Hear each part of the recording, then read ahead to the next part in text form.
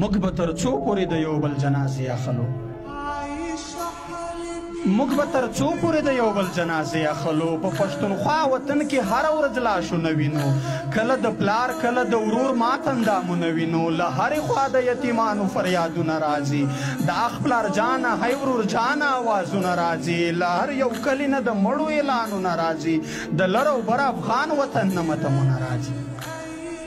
د لوبو وخت معذور مو شي بچیان د وطن ورته بمونه شخوي څوکیداران د وطن زمونږ په غوښو یې ماړه کړل سپي لیوان د وطن خو بیا مو هم په یوه خوله نه شول مشران د وطن زمونږ خو پیغلې د بابا په کورو کونډې شي په یوه بل کلي کې خیرات غواړي بربنډې شي له حیا ډکې پښتنې پیغلې سرتورې شي ځکه اکثر خویندې مو ورارې میندې بورې شي په یو بل کلي په خیرات غوښتو مجبورې شي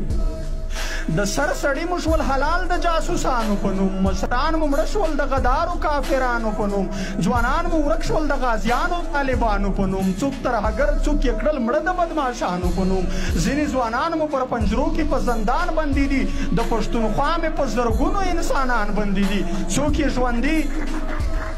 د پښتونخوا مې پر زرګونو انسانان بندي دي څوک یې ژوندي پر امریکا پر برطانیا کړل تپوس یې وکړل جرنلانو برملا خرڅ کړل کلي کورونه بازارونه راتړنګ کړل دشمن ټول تاریخي خوندي ځایونه راتړنګ کړل دشمن واړه لیسې او مکتبونه راتړنګ کړل دشمن ټوله نړۍ کې په نوم د ترهګر بدنام کړو استاد شاګرد ملا اومي هم یې کم ستر بدنام کړو زموږ په وینو یې خپل ځان ته بولډینګونه جوړ کړل ځان ته یې کوس پر تور پنجاب کې محلونه جوړ کړل 83 کاله چې غلام یې له پښتون جوړ کړی د منډۍ د خرڅ نیلام یې له پښتون جوړ کړی موږ یې بس د ملک په نوم په لا غلط یو موږ پښتانه یې په دشنه سپینه جنډا غلط یو څوک یې په پاک سرزمین څوک یې په ملا غلط یو دغه دوه مخې ریاست موږ په بیا غلط یو خو نور خو بس دی پښتنو ځانونه وپېژنئ ای میړنو ای شازلمو ځانونه وپېژنئ ای د غفلت په خوب ودو ځانونه وپېژنئ د تور دشمن د دې دوه مخې پالیسۍ په خلاف راځئ چې یو شو د بنده د بندګۍ په خلاف د دې دشمن سټیټ د دشمنې رویې په خلاف پر موږ او تاسې باندې کلک سپین بغاوت فرض دی په دې محکوم وطن کې غږ د افغانیت فرض دی په لر او بر وطن کې ټینګ ملي وحدت فرض دی دا کار په موږ لکه 5 وخته عبادت فرض دی د دې غلام ابن غلام نه ازادي اخلو راځئ د سر او مال په بیه خپلواکي اخلو د غلامۍ له ژوند د سل ځله بهتر دی مرګی د ازادۍ د ننګ په لار کې معتبر دی مرګی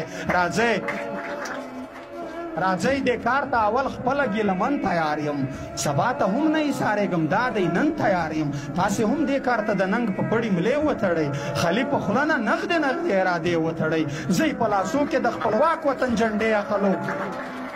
زی په لاسو کې د خپلواک وطن جنډې اخلو موږ به تر څو پورې د یو بل جنازې اخلو موږ به تر څو پورې د یو بل جنازې اخلو ډېره زیاته